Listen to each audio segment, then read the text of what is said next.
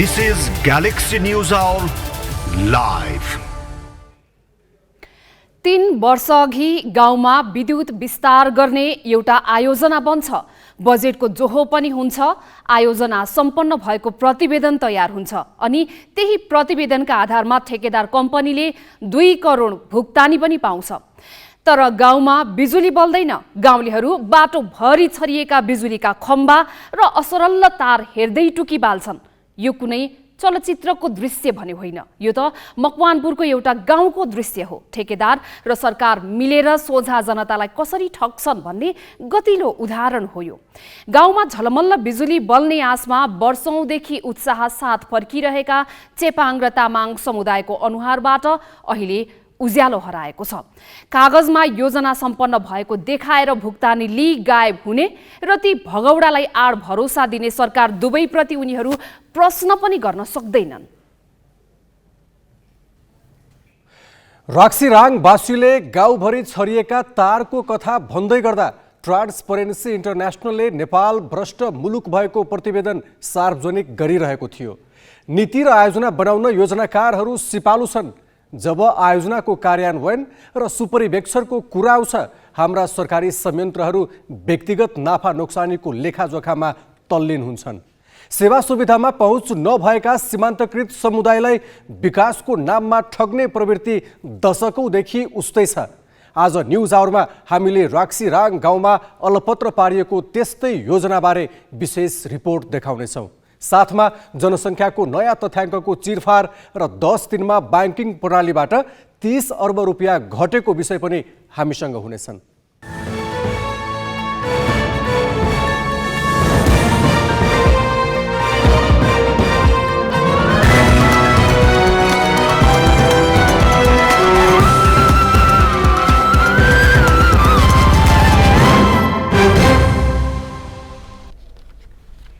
नमस्कार, यो हो ग्यालेक्सी न्युज आवर। अब हेडलाइन्स।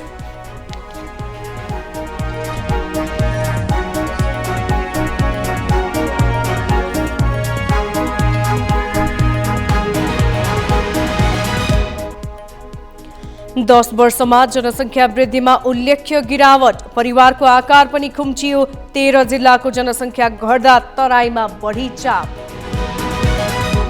राष्ट्रिय सभा निर्वाचनमा गठबन्धनका 18 उम्मेदवार विजयी। एमाले 8 मध्ये 7 सिट गुमायो।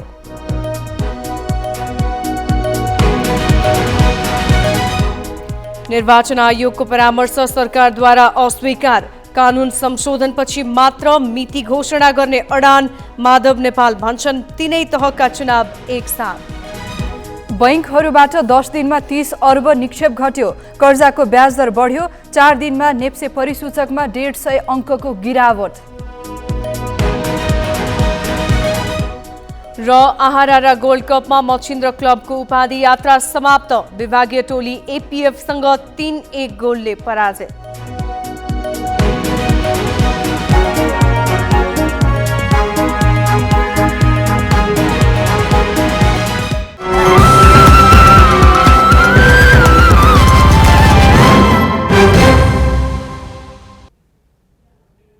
गएको 10 वर्षमा नेपालको जनसङ्ख्या वृद्धि दर उल्लेख्य घटेको छ। प्रजनन दरमा गिरावट आउँदा त्यसको असर जनसङ्ख्या वृद्धि दरमा देखिएको तथ्याङ्क विभागको भनाइ छ। त्यसबाहेक विदेश बसाइसराईका कारण पनि जनसङ्ख्या वृद्धिको क्रम पहिला भन्दा धीमा बनेको हो। 12औं राष्ट्रिय जनगणनाको आज सार्वजनिक प्रारम्भिक नतिजा अनुसार गएको 10 वर्षमा 10% जनसङ्ख्या बढेर 2 करोड 91,92,480 पुगेको छ। राष्ट्रिय जनगणना 2078 को प्रारम्भिक नतिजा अनुसार गएको 10 वर्षमा 26,97,904 थपिएर नेपालको जनसङ्ख्या 2 करोड 91,92,480 पुगेको छ। विगत 10 वर्षको सरदर वार्षिक वृद्धि दर 0.93% देखिएको छ। 2068 को जनगणनाले वार्षिक 1.35% जनसङ्ख्या वृद्धि भइरहेको देखाएको थियो। केन्द्रीय तथ्याङ्क विभागले जनगणना अघि बहुसूचक सर्वेक्षण गरेको थियो, जसले प्रजनन दर औसत 2 मात्रै देखाएको थियो। त्यस अघिको सर्वेक्षणले 2.3 देखाएको थियो। यसबाट नेपालको प्रजनन दरमा ह्रास आएको छ। जनसङ्ख्या वृद्धि दर घट्नुमा प्रजनन दर घट्नुलाई नै तथ्याङ्क विभागले समेत प्रमुख कारण मानेको छ। विभागका महानिर्देशक नेविलाल श्रेष्ठले 2.1 सम्मलाई सामान्य मानिने भए पनि प्रजनन दर 2 मात्रै हुनु निकै कम भनेका छन्। तर जनसङ्ख्या वृद्धि दर घटे पनि मृत्यु दरमा भने कमी आएकाले आत्तिनुपर्ने स्थिति नरहेको उनले बताए। नेपालीहरू विदेशी नै गरेकाले पनि जनसङ्ख्या वृद्धि दर घटेको श्रेष्ठले बताए। दोस्रो मूल कारण भनेको धेरै माइग्रेसन चाहिँ इन्टरनेसनल माइग्रेसन नेपालबाट भएको त्यही नै हो। कुल जनसङ्ख्यामा 48.96% पुरुष र 51.4% महिलाको सङ्ख्या छ। जनगणनाको प्रारम्भिक नतिजा अनुसार लैङ्गिक अनुपात 95.91 देखिएको छ, अर्थात् 100 महिला बराबर पुरुषको सङ्ख्या करिब 96 छ।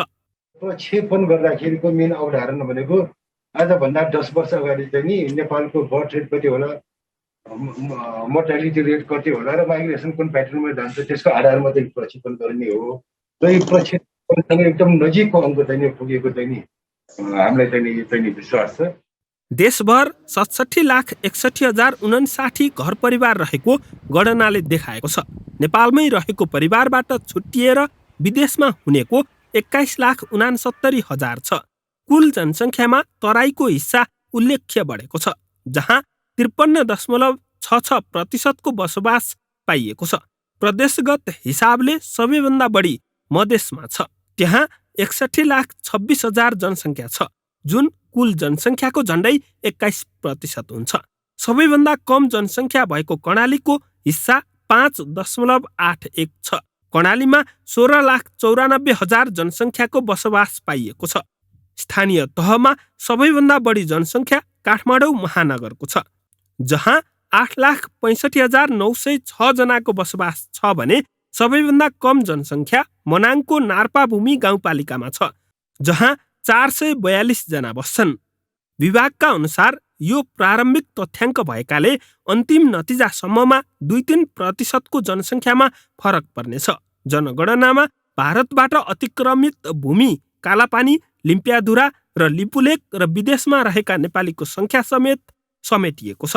यद्यपि 753 स्थानीय तहबाट प्राप्त तथ्याङ्कलाई प्रारम्भिक नतिजामा राखिएकाले वडा स्तरबाट आउने तथ्याङ्कले मात्र कालापानी, लिम्पियाधुरा र लिपुलेकको जनसङ्ख्या स्पष्ट हुनेछ। पवन तिमिल सिन्हा, ग्यालेक्सी फोके, काठमाडौँ। 12औं जनगणनाको प्रारम्भिक नतिजा विगतका तथ्याङ्कहरूसँग केलाउँदा केही रोचक परिदृश्य देखिएका छन्। के छन् त महत्त्वपूर्ण परिवर्तन? ग्यालेक्सी संवाददाता अक्षर काकाको यो सामग्री हेरौँ। क्रमसम्म त 1987 पछि पहिलोपल्ट नेपालको जनसङ्ख्या वृद्धि दर 1% भन्दा मुनि झर्न पुगेको छ। 1977 र 1987 को जनगणनामा नेपालको जनसङ्ख्या वृद्धि दर ऋणात्मक थियो। त्यसपछि निरन्तर उकालो लागेको वृद्धि दर 2018 को जनगणनामा घटेको थियो। 2028 र 2038 सालको जनगणनामा भने वृद्धि दर निरन्तर उकालो लाग्यो। त्यसपछि क्रमशः ओह्रालो झरिरहेको छ। महिला पुरुष अनुपात 2068 सालको जनगणनामा महिलाको तुलनामा पुरुषको जनसङ्ख्या 7,96,422 ले कम थियो, अर्थात् त्यति बेलाको जनगणनामा पुरुषको जनसाङ्ख्यिक प्रतिशत 48% थियो। अहिले पुरुषको हिस्सा केही बढेको देखिन्छ। अघिल्लो जनगणनाको तुलनामा पुरुषको सङ्ख्या 0.46% ले वृद्धि भएको छ। परिवारको आकार गत 10 वर्षमा परिवारको आकार उल्लेख्य मात्रामा साँगुरिएको छ। अहिले प्रति परिवार 4.32 जना सदस्य रहेको देखिन्छ, जुन 2068 सालमा 4.88 थियो। सहरी क्षेत्रमा भन्दा गाउँमा परिवारको आकार ठुलो छ। सहरमा एक परिवारसँग 4.25 जना छन् भने ग्रामीण क्षेत्रमा 4.55 जना देखिन्छन्। भौगोलिक क्षेत्र अनुसार हेर्दा तराई क्षेत्रमा सगोलमा बस्ने प्रवृत्ति बढी देखिएको छ। ग्रामीण तथा सहरी क्षेत्रको जनसङ्ख्या सरकारबाट घोषित 293 वटा नगरपालिकामा रहेको जनसङ्ख्यालाई सहरी क्षेत्रको जनसङ्ख्या र सो बाहेकको 460 गाउँपालिकामा रहेको जनसङ्ख्यालाई ग्रामीण क्षेत्रको जनसङ्ख्या मानेर तथ्याङ्क विभागले छुट्याएको छ। अहिले सहरको जनसङ्ख्या 66% र गाउँको करिब 34% देखिएको छ। 2068 सालमा जनगणनाको समयमा 58 वटा मात्र नगरपालिका रहेकाले सोही अनुसार सहरी जनसङ्ख्याको विश्लेषण गरिएको थियो। त्यतिखेर 17% जनसङ्ख्या सहरमा र झन्डै 83% गाउँमा देखिन्थ्यो।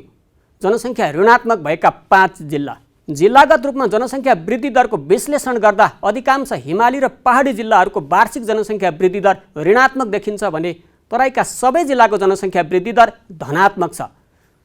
जिल्लागत वार्षिक जनसङ्ख्या वृद्धि दरलाई हेर्दा हिमाली र पहाडी क्षेत्रका 32वटा जिल्लामा वार्षिक जनसङ्ख्या वृद्धि दर ऋणात्मक देखिएको छ, जुन गत 68 सालको जनगणना अनुसार 27वटा जिल्लामा ऋणात्मक देखिएको थियो। सबैभन्दा धेरै वार्षिक वृद्धि दर भक्तपुर जिल्लामा 3.32% पाइएको छ। त्यसपछि क्रमशः रूपन्देही, चितवन, बाँके र सुनसरीमा जनसङ्ख्या वृद्धि दर उच्च देखिएको छ। यो सूचीमा धेरै जनसङ्ख्या भएको काठमाडौँ जिल्ला भने छैन। यता हिमाली जिल्लाहरूमध्ये मुगु जिल्लामा सबैभन्दा बढी अर्थात् 1.80% वार्षिक जनसङ्ख्या वृद्धि दर देखिन्छ। सबैभन्दा कम वृद्धि दर रामेछापमा छ, जहाँ वार्षिक 1.65%ले जनसङ्ख्या घटिरहेको छ। यस्तै खोटाङ, मनाङ, भोजपुर र तेह्रथुममा पनि जनसङ्ख्या घटेको पाइएको छ।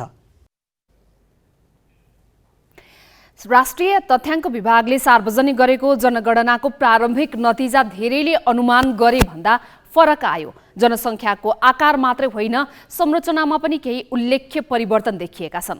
उत्पादनशील श्रम शक्तिको ठूलो हिस्सा देशबाट बाहिर गएको र आश्रित जनसङ्ख्या बढ्दै गएको जनगणनाले देखाएको छ। यस प्रारम्भिक आँकडाले हाम्रो आर्थिक, सामाजिक र राजनीतिक क्षेत्रमा के प्रभाव पर्ला त? यस विषयमा ग्यालेक्सी संवाददाता मिलन बुढाथोकीले जनसङ्ख्याविद केशव प्रसाद अधिकारीसँग कुराकानी गरेका छन्। यसले हाम्रो देशको जनसङ्ख्या वृद्धि दर अब कम हुन थाल्यो। यो चाहिँ एउटा अब के अरे सब्सटेन्सियली कम हुन थालेको हो भन्ने देखाएको छ हैन। र अब नेपालको जनसङ्ख्या वृद्धि दर आगामी 10 वर्षमा घटेर लगभग अब 5% के अरे 0.5 भन्दा तल झर्ने सङ्केत देखाउँदैछ। यसले हाम्रो यो समग्र नेपालको आर्थिक र सामाजिक पाटोलाई यसले के इम्प्याक्ट पारेको छ? यसले देखाउने के हो त भन्दा अहिलेको जुन उच्च जुन के अरे अब अनुपात श्रम शक्तिको हैन, श्रम गर्ने उमेरको जनसङ्ख्याको जुन उच्च अनुपात छ, यसलाई हामीले सही तरिकाले सदुपयोग गर्न सकेको खण्डमा यही बेला हो हैन। यही बेला यो जनसङ्ख्याको सबैभन्दा ठुलो महत्त्व अब यसले के देखाउँछ त भन्दा यो जनसङ्ख्या चाहिँ बढीभन्दा बढी अब यो उद्योग व्यवसाय, देशको वाणिज्य र उद्योग व्यवसाय क्षेत्रको लागि चाहिँ सबैभन्दा राम्रो अवसर यो जनसङ्ख्याले दिएको छ। यो जनसङ्ख्याले अब दिन्छ, किनभने अब प्रजनन दर घटेको छ। प्रजनन दर घटिसकेपछि बाबुआमाले आफ्नो बच्चा बच्चीमा गर्नुपर्ने लगानीको आकार घट्यो। आकार घटिसकेपछि उनीहरूको सेभिङ बढ्छ हैन, के अरे बचत बढ्छ आयका उसमा। बिस्तारै शिक्षाको के अरे पहुँच भएकोले गर्दाखेरि मान्छेहरूमा को गुणस्तर हैन, गुणस्तरीय जीवनस्तर माथि उठेको छ। यसले गर्दाखेरि आयका विभिन्न आयामहरू बढेका छन् हैन। भनिसकेपछि आय गरेको जुन आय छ त्यो आय अब उपभोगमा चाहिँ गइराखेको छ। 40 वर्षको अवधिमा नेपालीको औसत आयमा चाहिँ वृद्धि भएर डबलभन्दा माथिले गएको छ, दोब्बरभन्दा बढी भएको छ। यसको खानपान, रहनसहन, दैनिकी परिवर्तन भयो। जुन कुरो लाई के अरे पुर्याउनको लागि चाहिँ अहिलेका विकसित भनेका मुलुकहरूलाई लगभग 2-250 वर्ष लागेको थियो। उनीहरूले 2-250 वर्षमा एचिभ नगरेको हैन, के अरे उपलब्धि हासिल गरेको उपलब्धि हामी चाहिँ लगभग 30-40 वर्षको बिचमा गरिरहेका छौँ हैन। जनसङ्ख्याको के अरे औसत आयुमा वृद्धिमा होस्, प्रजनन दरमा कमी ल्याउनमा होस् हैन, मृत्यु दरमा कमी ल्याउनमा होस् हैन, त्यस पछाडि महिला शिक्षा, साक्षरता इत्यादि कुराहरू जीवनस्तरमा परिवर्तन गर्नको लागि यी सबै कुरोमा चाहिँ हामी लगभग के अरे चाहिँ एकदम चाँडो हैन, सोचेको भन्दा धेरै चाँडो चाहिँ हामीले सामाजिक परिवर्तन गरिरहेका छौँ। दुईटा जनगणनालाई मूल्याङ्कन गर्दाखेरि चाहिँ बुदागत रूपमा अब आउने 10 वर्ष पछाडिको चाहिँ हाइपोथेसिस कसरी गर्न सकिन्छ? 58 र 68 को बिचमा पनि 60 वर्षभन्दा माथिको जनसङ्ख्याको वार्षिक वृद्धि दर, कुल जनसङ्ख्याको वार्षिक वृद्धि दर 1.35 प्रति 100 जनामा 1.3 जना चाहिँ प्रति वर्ष थपिन्थे भने अब वृद्धहरू चाहिँ 60 वर्षभन्दा माथिकाको चाहिँ 3.8 थियो। 3.8 भनेको के हो त भन्दा प्रति 100मा लगभग 4 जना चाहिँ वृद्ध थपिँदैछन् भन्ने थियो। भनेपछि अब त्यो जुन वृद्धि दर हो अहिले झन् बढेको हुनसक्छ होइन, अहिलेको उसमा झन् बढेको हुनसक्छ र पछाडि झन् बढ्छ। भनिसकेपछि अब गएर 80 वर्षभन्दा माथिको जनसङ्ख्याको आकार निकै ठुलो बन्न सक्छ आउँदो के अरे चाहिँ अब के अरे 88 सालको जनगणनामा चाहिँ अनि त्यो भन्न सक्छ। तथ्याङ्क विभागले 12औं राष्ट्रिय जनगणनाको प्रारम्भिक नतिजा मात्र अहिले सार्वजनिक गरेको हो। 2 चरणमा गरिएको स्थलगत कार्यका लागि करिब 8500 सुपरिवेक्षक र 39,000 गणक परिचालन गरिएको थियो। जनगणनाको प्रदेश तथा जिल्ला स्तरमा व्यवस्थापकीय कार्यका लागि 1871 कर्मचारी संलग्न थिए। अहिले घर परिवार सूचीकरण फारम, मुख्य प्रश्नावली तथा सामुदायिक प्रश्नावली रुजु भइरहेकाले विभागले जानकारी दिएको छ। सबै तथ्याङ्कको प्रशोधन गरी अन्तिम नतिजा 6 देखि 8 महिनासम्ममा आउने विभागले जनाएको छ। ग्यालेक्सी 4K को प्रसारण तपाईँ काठमाडौँ उपत्यकामा रेडियो ग्यालेक्सी 101.8 मेगाहर्जमा पनि सुन्न सक्नुहुन्छ। अब ब्रेकपछि देशबाट बिजुली निर्यात गर्ने गफ गरिरहँदा ठूलो रकम खर्चिँदा पनि विद्युत प्राधिकरणको बदमासीका कारण बिजुली बाल्न नपाएका गाउँको अवस्था देखाउनेछौँ।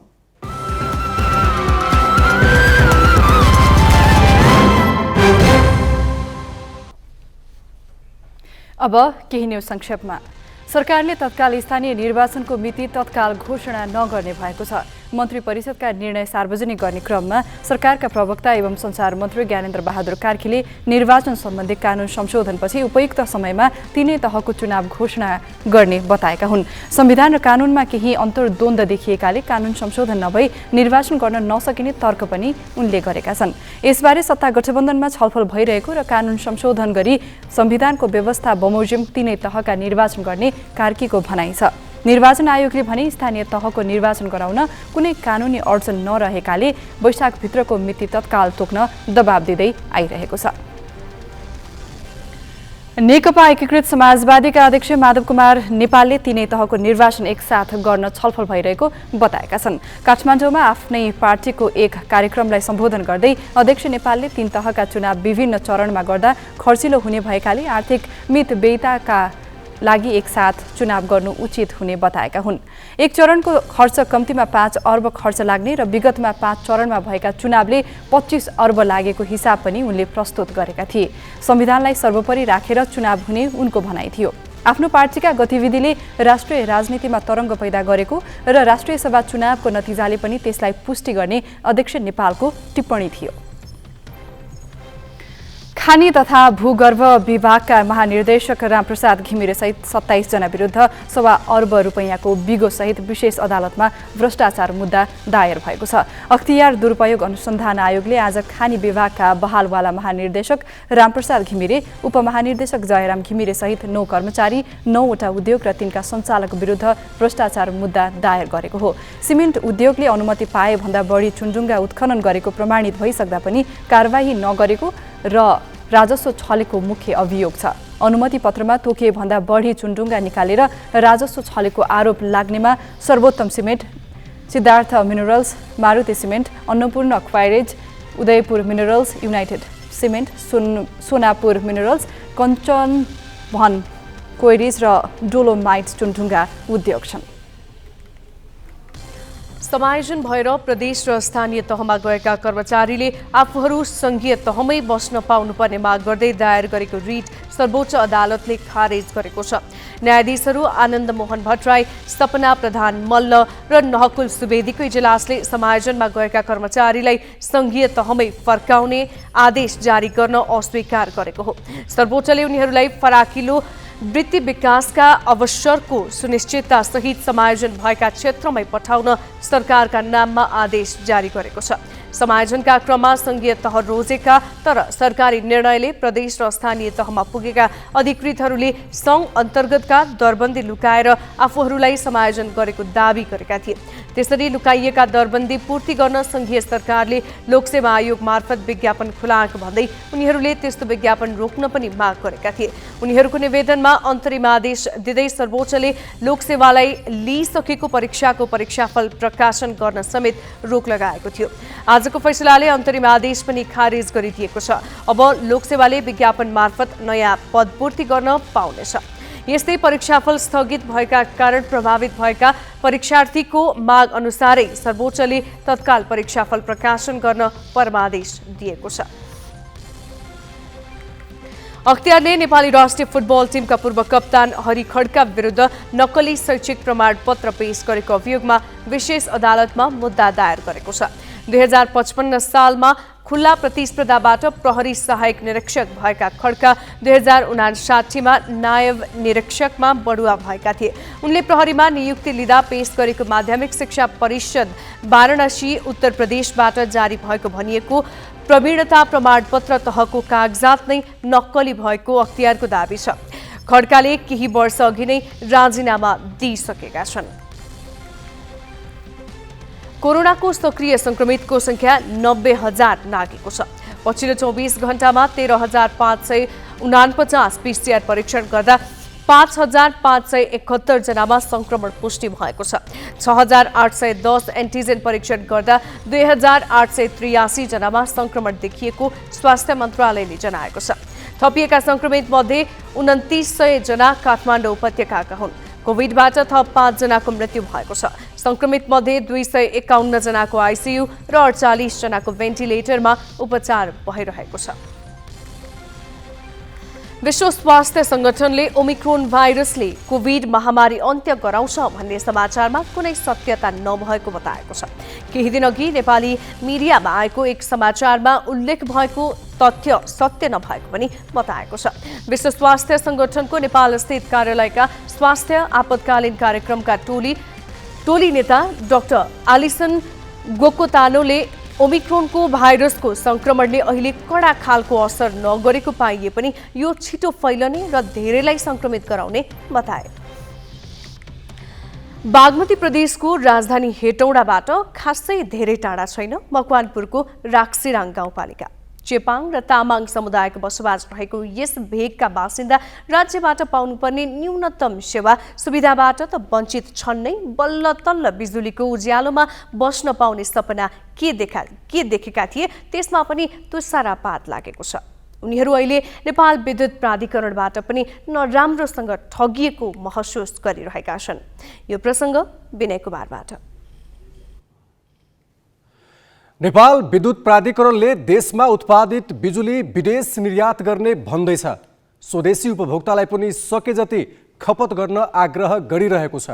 यो आग्रह झट्ट सुन्दा प्रशस्त बिजुली पुगिसकेको र सबै नागरिक विद्युत पहुँचमा रहेको हो कि भन्ने भान पर्छ, तर वास्तविकता भने अर्कै छ।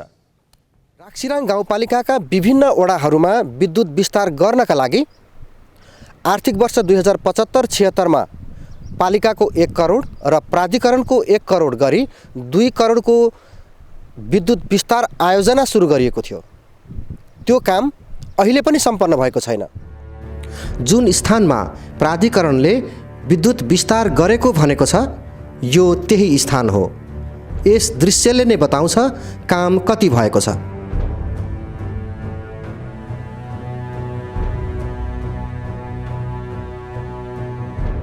राक्सिराङ गाउँपालिकाका 9वटै वडामा विद्युत विस्तार र काठे खम्बा विस्थापित गर्न 2075 सालमै प्राधिकरणको खातामा पालिकाले 1 करोड रुपैयाँ जम्मा गरिदिएको थियो। त्यसमा प्राधिकरणले 1 करोड थपी 2 करोडको योजना सुरु गरियो। 1 वर्षभित्र गर्नुपर्ने काम भए पनि अझै सकिएको छैन। खम्बा र तार बाटामै असरल्ल छन्। लाइन चाहिँ तानेको देखिएको छ हैन। अब त्यो लाइन चाहिँ अब सबै अरू त टेक्निकल कुरा त अब उहाँहरूले नै त्यो नापजाँच गर्नुहुन्छ। अनि स्टोरको सम्पूर्ण खर्चहरू हेर्दा पनि स्टोरबाट जानुपर्ने सामानहरू पनि गएको देखिन्छ। अनि त्यसको आधारमा चाहिँ अनि लेखाबाट चाहिँ भुक्तानी प्राधिकरणकै कारण केही ढिलो भए पनि आफूले सबै काम सम्पन्न गरिसकेको ठेकेदार कम्पनीको दाबी छ। मैले तपाईको 270 वटा पोलको जिम्मा लिइसकेपछि मैले 400 वटा पोलको काम गर्दिनँ। अब मलाई बेलामा सामान दिएन, त्यही भएर असार मसान्तसम्म पुग्या हो, लम्बिया हो। एक अर्को कुरो मैले मेरो जिम्मेवारीको काम सिधाइसकेको छ। तपाईहरुले फिल्डमा गएर संख्या भेरिफाई गर्न सक्नुहुन्छ। प्राधिकरणको हेटौडा केन्द्रको अभिलेखमा 2078 असार 25 गते खैराङ घुरकोट क्षेत्रमा 345 पोल लगिएको देखिन्छ। तर सो क्षेत्रमा 74वटा मात्रै पोल रहेका छन्। त्यस्तै वडा नम्बर 8 को कुत्तसिङमा 2076 फागुन 30 गते 105वटा पोल र 86वटा विभिन्न किला काँटा लगेको कागजमा देखिन्छ। त्यस्तै वडा नम्बर 2 को कुडुलेमा 94वटा विद्युतीय सामग्रीको खर्च भन्दै 2077 असार 24मा 29,15,008 रुपैयाँ 10 पैसा खर्च भएको लेखा शाखाको अभिलेख छ। कुडुलेमा 2078 जेठ 31मा थप 70 पोल र जडानसहितको सबै काम गरेको प्रतिवेदनमा उल्लेख छ। तर सबै काम सकिएको भनिएको स्थानमा पोल तार सबै भुइँमा लथालिङ्ग नै छन्।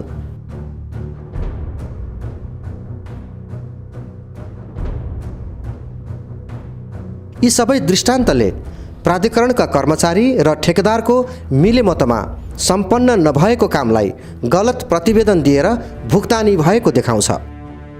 प्रतिवेदन दिने इन्जिनियर आनन्द कुमार यादव सरुवा भइसकेको र आफू भर्खरै आएकोले थाहा नभएको इन्जिनियर प्रतीक श्रेष्ठको भनाइ छ। कम्प्लिट भएको भनेर दिनुभन्दा उहाँले ठिक छ काम भएन इट्स ओके होइन, तर उहाँले त्यतिखेर कम्प्लिट भयो भनेर लेखेर दायित्व लेखेर त तपाईँको एकाउन्ट सेक्सनमा लिएर जानुभयो भने त फाइल मका त ह्यान्डओभर त आउँदैन नि त, एकचोटि कम्प्लिट भइसक्यो फाइल त। आफूले उब्जाएको अन्नबालीले वर्षभरि खान नपुग्ने, रोजगारीको विकल्प नभएको, अत्यावश्यक सामग्री किनमेल गर्न पनि 8 घण्टासम्म पैदलै हिँड्नुपर्ने बाध्यता यहाँका बासिन्दामा छ। यहाँ अधिकांश चेपाङ र तामाङ समुदायको बसोबास रहेको छ। सेवा सुविधामा सबैतिरबाट ठगिएको ठान्ने राक्सिराङका बासिन्दा अहिले विद्युत प्राधिकरणबाट पनि ठगिएको महसुस गरिरहेका छन्। क्यामेरामा सुजन पुडा सैनिकका साथमा देवराज पन्त, ग्यालेक्सी फोके, मकवानपुर। गाउँपालिका र प्राधिकरणको आधा बजेटमा हुने भनिएको काम कति सम्पन्न भयो वा भएन यसको जानकारीका लागि गाउँपालिकाले पटक पटक पत्र पठाएको देखिन्छ। तर स्थानीय पालिकालाई कुनै पनि जानकारी नदिएको अध्यक्ष राजकुमार मल्लले बताएका छन्। आफूहरू प्राधिकरणमा धेरै पटक धाउँदा पनि प्राधिकरणले वास्ता नगर्ने, भोलि आउनु पर्सि आउनु भन्दै फर्काउने गरेको गुनासो गरेका छन्। करोडको जुन विद्युत भयो हामीले यहाँ गर्नु भनेर चाहिँ हामीले सिफारिस गरेका छौँ। अहिलेसम्म न त्यसको बिल भरपाई हामी माग्छौँ, बिल भरपाई पनि थाहा छैन, कहाँ विस्तार भयो त्यो पनि थाहा छैन। वडा अध्यक्षहरूलाई गएर कसले 2-4वटा पोल पठाउँदो रहेछ। अब त्यस्तो अवस्था गरेर हामीले भेट्न जान्छौँ हाकिमहरूले, अब हाम्रो सुनवाई हुँदैन। अनि एउटा गैर जिम्मेवारपन जस्तो देखियो कि अवस्था। तपाईँहरूलेबाट ढिलो भयो, पहिलाको 2 करोडको पनि काम भएको छैन। तपाईँहरूले पोल र तार खरिद गरेर मलाई डी आइरन के चाहिन्छ ट्रान्सफर्मर हस्तान्तरण गर्नुहोस्। म जनतालाई उठाएर जसलाई जुन टोलमा छिटो वितरण गरेर विद्युत पुर्याउनु छ ल आओ लिएर जाऊ भन्ने। तपाईँहरूको प्राविधिकले खाने टिएडी भत्ता म गाउँपालिकाबाट खुवाउँछु, ढुवानी म गर्छु। यसले गर्दा म 1 वर्ष काय प्लट बनाउँछु र म राक्सिराङमा चाहिँ विद्युतमय बनाइदिन्छु चेपाङ ठाउँमा भनेर मैले प्रसाद मिल्दैन, यो त मिल्दैन तपाईँहरूलाई भनेर, यो तपाईँहरूले गर्ने कामै होइन भनेर भन्नुभयो। ल ठिकै छ, ठेक्का लाउनु त ठेक्का हाल्ने काम नगर्ने प्रथाले म रोज हो। त्यसकारण तपाईँले यो ठेक्का हालेपछि काम चाहिँ हुनुपर्छ मलाई भन्दा हुन्छ भन्यो। ठेक्का अहिलेसम्म ठेक्का कसलाई पर्यो, कहाँ पर्यो, कतिवटा पोल कहाँ विस्तार भयो, हामीले त जुन भूमि चाहिँ आफूले उब्जाएको अन्नबालीले वर्षभरि खान नपुग्ने, रोजगारीका विकल्प नभएको, अत्यावश्यक सामग्री किनमेल गर्न 8 घण्टासम्म पैदलै हिँड्नुपर्ने राक्सिराङका बासिन्दाको बाध्यताले नजिकैको प्रदेश राजधानी हेटौडाले लाज मान्नुपर्ने हो। उसलाई त लाज लागेन नै, स्वयं गाउँपालिकाले लिएको पहलमा समेत धोका भएको छ। यो धोका राक्सिराङका बासिन्दामाथि भएको धोका मात्र होइन, बिजुली बढी भएर भारत निर्यातको योजना सुनाउने विद्युत प्राधिकरणका कार्यकारी निर्देशक कुलमान घिसिङ माथिकै व्यङ्ग्य पनि हो। अब केही न्युज संक्षेपमा। भन्सार विभागले विद्युतीय भुक्तानी पेमेन्ट सुरु गरेको छ। 17औं अन्तर्राष्ट्रिय भन्सार दिवसका अवसरमा आज अर्थमन्त्री जनार्दन शर्माले ई पेमेन्ट सेवा सुरुवात गरेका हुन्। अब व्यवसायीले भन्सार महसुल अनलाइन मार्फत तिर्न सक्ने भएका छन्। यसबाट घरमै बसेर भन्सार जाँच पास गर्न सकिने तथा राजस्वमा सङ्कलनमा समेत सहज हुने भन्सार विभागको दाबी छ। जलवायु परिवर्तनले पारेको असरबारे विश्वका ध्यानाकर्षण गराउन काठमाडौँदेखि सगरमाथा आधार शिविर कालापत्थरसम्म नेपाली महिलाले पदयात्रा गर्ने भएका छन्। आगामी मार्च 8मा अन्तर्राष्ट्रिय महिला दिवसको अवसर पारेर woman united for climate justice भन्ने नारासहित विभिन्न विधामा प्रतिष्ठित करिब 30 जना महिलाले झण्डै 12 दिनको पदयात्रा गर्न लागेका हुन्। हिमाली क्षेत्रमा जलवायु परिवर्तनका कारण परेको असर विश्वसामु उजागर गर्ने र त्यसले महिलामा परेको समस्याको न्यायका लागि पैरवी गर्ने आयोजक संस्था साथसाथैले जनाएको छ। भारतले आज 73औं गणतन्त्र दिवस मनाएको छ। राजधानी नयाँ दिल्लीको राजपथमा आयोजित कार्यक्रममा भारतले आफ्नो सैन्य शक्ति प्रदर्शन गरेको छ। कार्यक्रममा राष्ट्रपति रामनाथ कोविन्द, प्रधानमन्त्री नरेन्द्र मोदी लगायत उच्च पदाधिकारीको उपस्थिति रहेको थियो। समारोहमा सेनाले विभिन्न कला कौशल र परेड प्रस्तुत गरेको थियो। 75वटा लडाकु विमानलाई विभिन्न आकारमा एकैपटक उडाएर भारतले आफ्नो आधुनिक विमानका साथ विभिन्न हतियार पनि प्रदर्शन गरेको थियो। नेपाली राष्ट्रिय फुटबल टिमका मुख्य प्रशिक्षक अब्दुल्लाह अल मुताइरीले मरिसससँगको मैत्रीपूर्ण खेलका लागि नेपाली राष्ट्रिय टोलीको घोषणा गरेका छन्। उनले मरिसससँगको 2 मैत्रीपूर्ण खेलका लागि बन्द प्रशिक्षणमा रहेका 34 खेलाडीलाई नै समेटेर 2 टिमको घोषणा गरेका हुन्। नतिजा भन्दा पनि अन्तर्राष्ट्रिय खेलमा खेलाडीलाई अवसर दिने उद्देश्यले 2 टिम घोषणा गरेको अल मुताइरीले बताएका छन्। यस्ता अवसरले खेलाडीलाई भविष्यमा तयार गर्न सहज हुने उनको बुझाइ छ। उनले 12 खेलाडीलाई दुवै टोलीमा समेटेका छन्। यस्तै 11 खेलाडीले एकमात्र खेल खेल्नेछन्। पहिलो पटक बन्द प्रशिक्षणमा रहेका 9 खेलाडीले पनि टोलीमा स्थान पाएका छन्। मैत्रीपूर्ण खेल दशरथ रङ्गशालामा शनिबार र मङ्गलबार हुनेछ। दोस्रो संस्करणको Nepal super league NSL football चैत्र 26 देखि जेठ 7 गतेसम्म हुने भएको छ। लिगका खेल यसपटक पोखरा र काठमाडौँ गरी 2 शहरमा खेलाइने आयोजक नेपाल स्पोर्ट्स एन्ड इभेन्ट म्यानेजमेन्टले जनाएको छ। पहिलो संस्करणमा 7 टिम रहेको प्रतियोगिताको दोस्रो संस्करणमा 10 टिम सहभागी हुनेछन्। राष्ट्रिय सभाका 19 सदस्यका लागि आज भएको चुनावको सबै परिणाम आइसकेको छ। परिणामको समीक्षा सहितको प्रसङ्ग स्मृति मल्लबाट।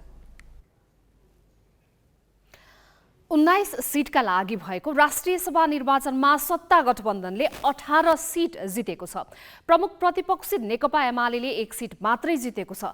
पार्टी विभाजनको असरले एमाले 8 मध्ये 7 सिट गुमाएको छ।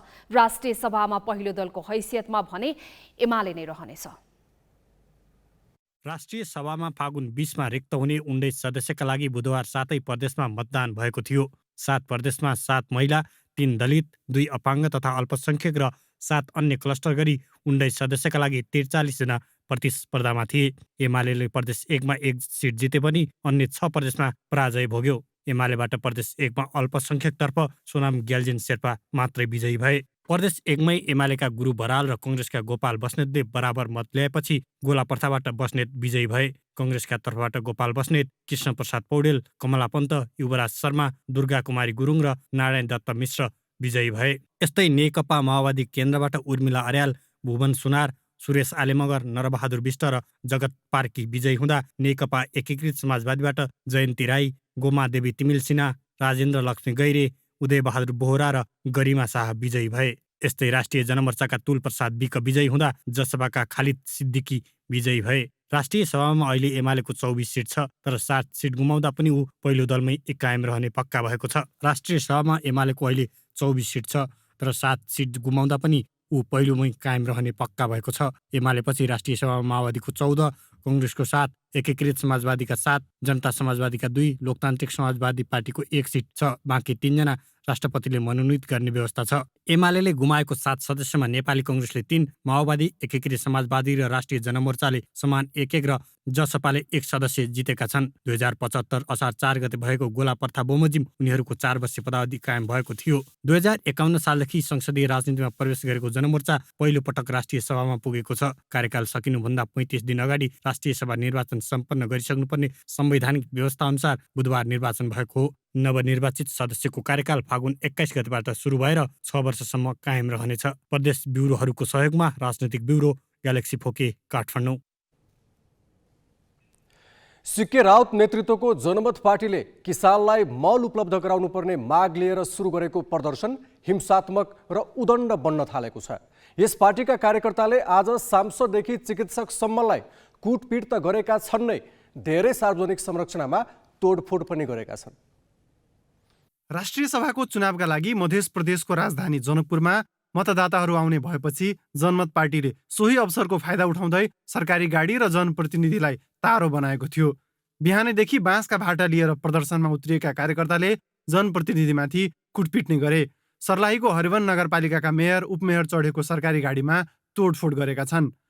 7वटा सरकारी गाडीहरू चाहिँ उहाँहरूले तोडफोड गर्नुभएको छ र त्यसलाई नियन्त्रण गर्ने क्रममा चाहिँ 7जना मान्छे, उहाँहरूको जुन 7जना मान्छे हामीले नियन्त्रणमा लिएका छौँ र त्यसै गरी अब विभिन्न जुन सवारी तोडफोड भएको छ त्यो सवारीमा सवार भएका मान्छेहरू पनि लगभग 5जना जति घाइते भएको छ भन्ने कुरो बुझिएको छ। उहाँहरू बिस्तारै बिस्तारै हाम्रो सम्पर्कमा आइराख्नु भएको छ। निकै उदण्ड रूपमा प्रस्तुत भएका जनमतका कार्यकर्ताले जलेश्वर अस्पतालका medical superintendent doctor Satish Kumar शाहमाथि निर्ममतापूर्वक कुटपिट गरे। डाक्टर शाहको मुखभित्र 8वटा टाँका लगाइएको छ।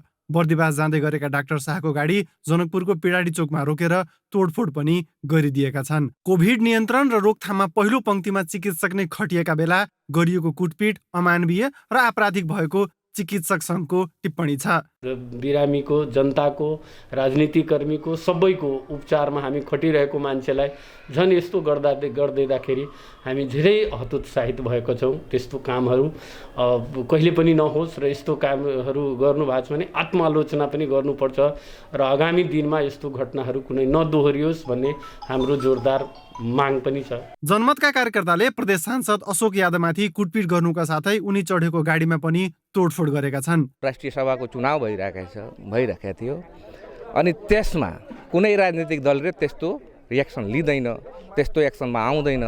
राजनीतिक दल भएको भए त्यो राजनीतिक दलले भन्नु पर्दैन। त्यसलाई हामी राजनीतिक त्यसलाई त गुन्डाको संज्ञा दिनु पर्यो नि त, गुन्डागर्दी। यसअघि यही संगठनका कार्यकर्ताले ट्रकमा आगजनी गर्नेदेखि अरू सार्वजनिक संरचना पनि तोडफोड गरेका छन्। सिके राउतले पछिल्लो समय मधेसमा आफ्नो उपस्थिति देखाउन किसानका मुद्दा लिएर उद्दण्डता र हिंसाको सहारा लिएको देखिन्छ।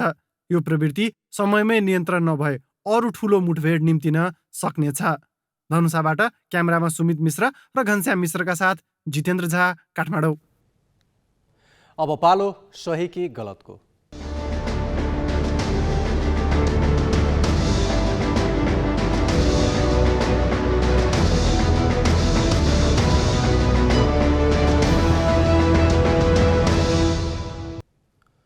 सही कि गलतमा हिजो हामीले सोधेको प्रश्न थियो, प्रधानमन्त्री शेरबहादुर देउवाले निर्वाचन आयोगका पदाधिकारीलाई भेट्न अस्वीकार गर्नुलाई के भन्नुहुन्छ?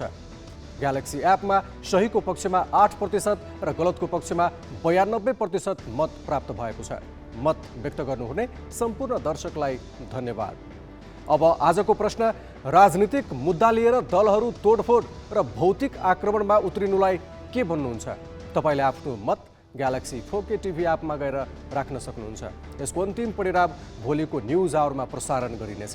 Galaxy app Google play store र एप स्टोरबाट डाउनलोड गर्न सक्नुहुन्छ।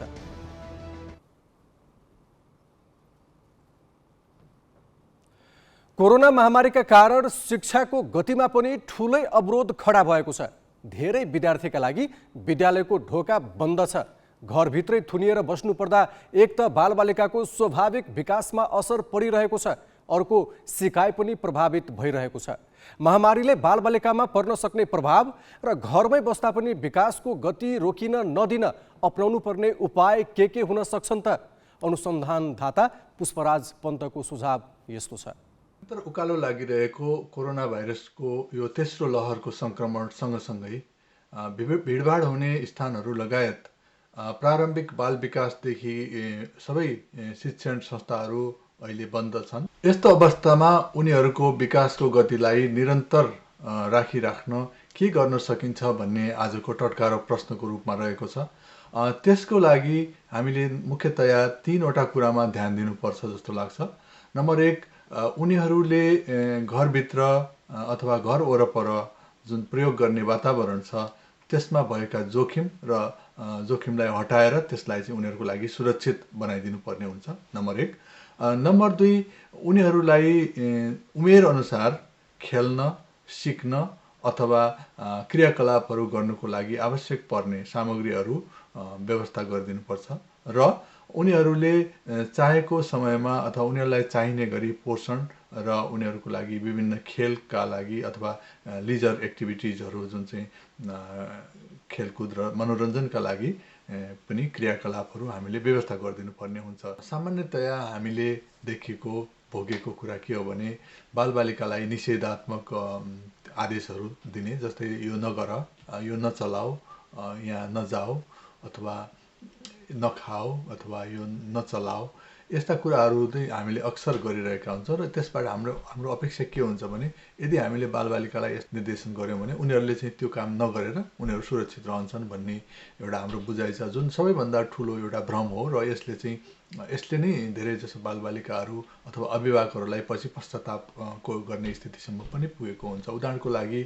यदि कुनै ठाउँमा धारिलो वस्तु छ अथवा कुनै ठाउँमा चाहिँ पानीको एउटा चाहिँ खाल्डो छ भने त्यहाँ नजानु है बाबु भनेर अथवा नानी भनेर भनिरहँदाखेरि त्यसले त बालबालिकाको कौतूहलतालाई त झन् बढाउँछ। त्यस्तो अवस्थामा हामीले चाहिँ गर्नुपर्ने चाहिँ के हो भने बालबालिकाहरू अब उनीहरूको उमेरअनुसार उनीहरूको रुचि, अभिरुचि, क्षमता, अब ज्ञान सबैको त्यो अभिभावकलाई त्यसको जानकारी हुनु पर्यो र त्यसअनुसार त्यसको पहुँच कसरी त्यसलाई चाहिँ रोक्ने। उदाहरणको लागि अब यदि सानो नै उमेरको बालबालिका हुन् भने जस्तै बाल्टिनमा पानी भरेको छ भने त्यो बाल्टिनको ढकनी लगाइदिँदा नै पर्याप्त हुन्छ। बच्चाहरूले पनि त्यो हामीलाई अवलोकन गरिरहेको हुन्छ र त्यसरी नै उनीहरूले भोलि गएर आफूलाई चाहिँ कुनै पनि क्रियाकलाप गर्दाखेरि पहिला सुरक्षित भएर अनि त्यसमा चाहिँ जाने, काम गर्ने भन्ने उनीहरूले शिक्षा निरन्तर लिइरहेका हुन्छन्।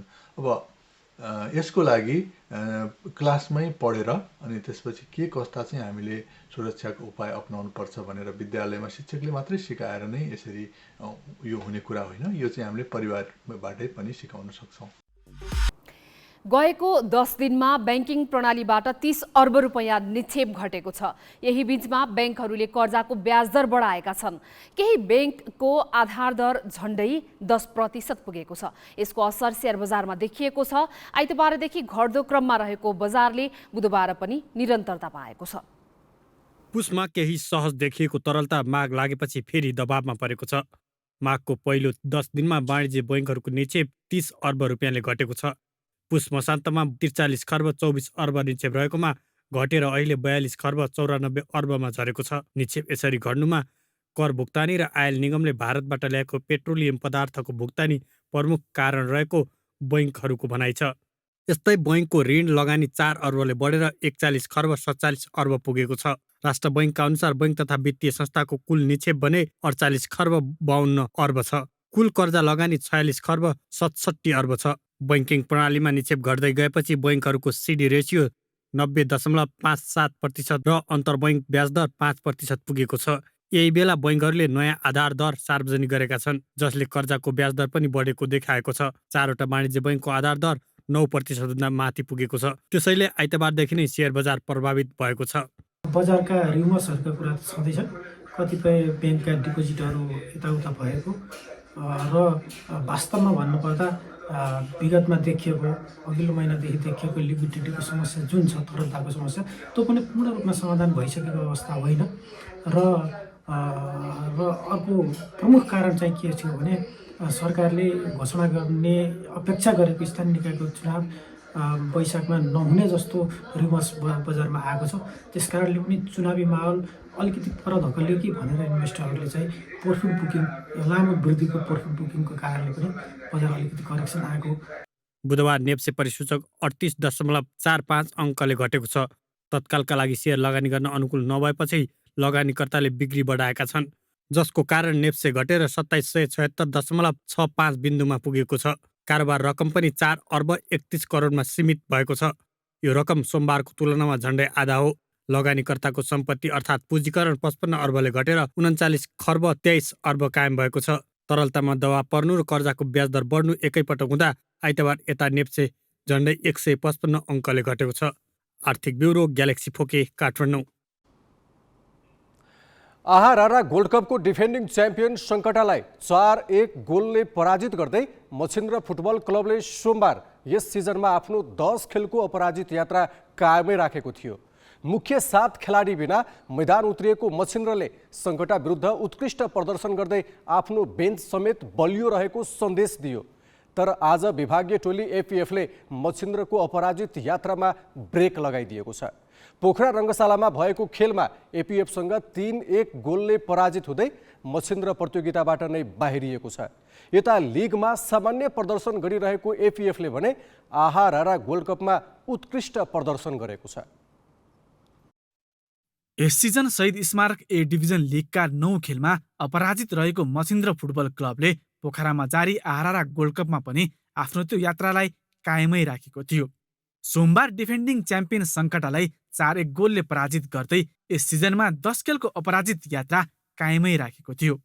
मुख्य 7 खेलाडी राष्ट्रिय टोलीमा व्यस्त रहेका बेला यस जितले मछिन्द्रको बेन्च समेत बलियो रहेको सन्देश दिएको थियो। तर बुधबार विभागीय टोली एपीएफले मछिन्द्रको अपराजित यात्रामा ब्रेक लगाइदिएको छ। पोखरा रङ्गशालामा भएको खेलमा एपीएफसँग 3-1 गोलले पराजित हुँदै मछिन्द्रको अपराजित यात्रामा ब्रेक मात्रै लागेन, प्रतियोगिताबाट नै बाहिरिनु पर्यो। पहिलो हाफ 1-1 को बराबरीमा सकिएको खेलको दोस्रो हाफमा एपीएफले 2 गोल थप्दा मछिन्द्र 10 खेलाडीमा समेटियो। 25औं मिनेटमा सनिश श्रेष्ठले गोल गर्दै एपीएफलाई खेलमा अगाडि बढाए। तर 40औं मिनेटमा मछिन्द्रका ओमोलाजा करिमले गोल गर्दै खेल बराबरीमा ल्याए। 68औं मिनेटमा प्रदीप लामाले गोल गर्दै एपीएफलाई पुनः 2-1 को अग्रता दिलाए। 71औं मिनेटमा करिम दोहोरो पहिलो कार्ड सहित राजकार्ड खाँदै मैदानबाट बाहिरिएपछि मछिन्द्र 10 खेलाडीमा समेटियो। त्यसको फाइदा उठाउँदै खेलको इन्जुरी समयमा कप्तान नवीन लामाले गोल गर्दै एपीएफलाई 3-1 को सहज जित दिलाए। लिगमा मध्यम प्रदर्शन गरेको एपीएफले आहाराका 3 खेलमा भने उत्कृष्ट प्रदर्शन गर्दै लयमा फर्किएको सङ्केत गरेको छ। लिगलाई जोड्नु पर्दाखेरि हामी 3टा म्याच हारेदेखि हामी हारेका छौँ। सबभन्दा पोजिटिभ साइड अझै हार्न चाहँदैन, अझै 4वटा म्याच बाँकी छ लिगको। तर यो हामीले जुन ब्रेक पाएको त्यसलाई राम्ररी युटिलाइज गर्ने मौका पाएँ, खेल्ने मौका पाएँ, एक्सपोजर पाएँ, पोखरामा आएर एउटा रिफ्रेस हुने टाइम पनि पाएँ। एकदम ह्याप्पी छ त्यसको लागि। प्रतियोगितामा आयोजक सहारा क्लबलाई 2-0 गोलले पराजित गर्दै उत्साहित बनेको एपीएफ दोस्रो खेलमा अमेरिकाको भुटनिस युथ स्पोर्ट्सलाई 3-1 ले पराजित गर्दै सेमिफाइनल पुगेको थियो। सेमिफाइनलमा लिग लिडर मछिन्द्रलाई पराजित गरेसँगै एपीएफले पनि 9 खेलको अपराजित यात्रा कायमै राखेको छ। यता आफ्नो अपराजित यात्रामा ब्रेक लागेको मछिन्द्रका प्रशिक्षक भने इन्जुरी र पर्याप्त विश्राम नहुनु हारको कारण मान्दछन्। लिगको एउटा टिममा चाहिँ हाम्रोमा धेरै खेलाडी छैन होइन, एउटा लिमिटेड प्लेयरमा त्यहाँ पनि इन्जोर भइदिएको। अस्ति फर्स्ट म्याच खेलेर रिजेसुबा चाहिँ ग्रोइनको प्रब्लम गर्दाखेरि आज खेल्नै सकेन होइन, त्यसले गर्दाखेरि पनि अनि अलिकति हाम्रो चाहिँ खेलाडीहरू अझै कम भयो क्या। अनि एउटा 6 नम्बर पनि अस्तिको फर्स्ट म्याचमा चाहिँ इन्जुरीको कारण निकालिएको थियो। आज चाहिँ उसले फुल्ली फिट थिएन क्या, तै पनि खेलाउन हामी बाध्यता पऱ्यो, एउटा लिमिटेड प्लेयर भएर। र अस्ति 2 दिन अगाडि मात्रै म्याच भएको कारणले गर्दाखेरि पनि आज अलिकति रिकभरी पनि नपुगेको। एपीएफ 14 वर्षपछि आहारारा गोल्ड कपको फाइनलमा प्रवेश गरेको छ। 2064 मा पहिलो पटक फाइनल पुगेको एपीएफ अर्को विभागीय टोली नेपाल पुलिस क्लबसँग पराजित भएको थियो। अब उपाधिका लागि एपीएफले बिहिबार हुने मनाङ मर्स्याङ्दी र त्रिभुवन आर्मी बीचको विजेतासँग खेल्नेछ। नेपाली सांगीतिक क्षेत्रकी चम्किली नक्षत्र गायिका तारा देवीलाई स्वर किन्नरीको रूपमा चिनिन्छ। उनको स्मरणमा 16औं स्मृति दिवसको अवसरमा तारादेवी फाउन्डेसनले काठमाडौँमा सांगीतिक कार्यक्रमको आयोजना गरेको थियो। विक्रम सम्वत 2002 सालमा काठमाडौँको इन्द्रचोकमा जन्मिएकी तारादेवीले आफ्नो जीवनकालमा 4000 बढी गीतमा स्वर दिएकी थिइन्। उनका उकाली ओरालीहरूमा फुलको थुङ्गा, शुभकामना भरी, आमा भएर बाँची हेर लगायत बोलका गीतहरू निकै लोकप्रिय छन्। उनको सम्मान र स्मरणमा तारादेवी फाउन्डेसनले काठमाडौँमा गरेको कार्यक्रममा कलाकारहरूले दिएको प्रस्तुतिको एक झलक।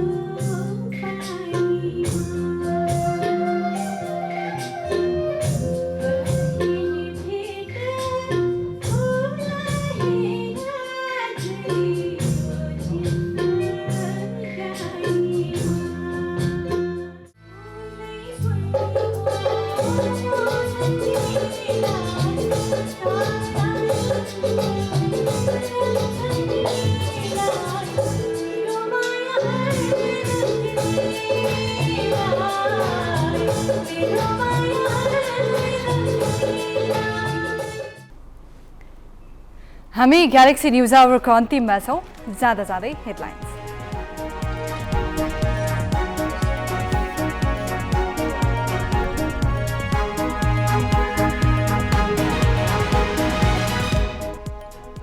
दस वर्षमा जनसङ्ख्या वृद्धिमा उल्लेख्य गिरावट, परिवारको आकार पनि खुम्चियो। 13 जिल्लाको जनसङ्ख्या घट्दा तराईमा बढी चाप। राष्ट्रिय सभा निर्वाचनमा गठबन्धनका 18 उम्मेद्वार विजयी, एमाले 8 मध्ये 7 सिट गुमायो।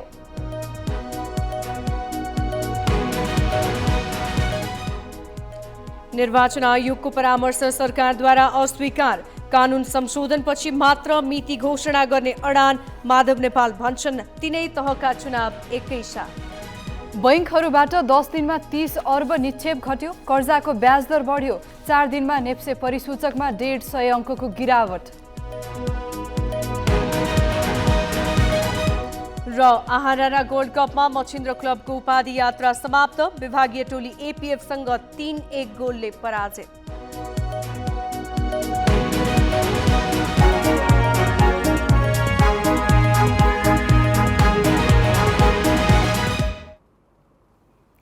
आजलाई ग्यालेक्सी न्युज आवर सकियो। नमस्ते।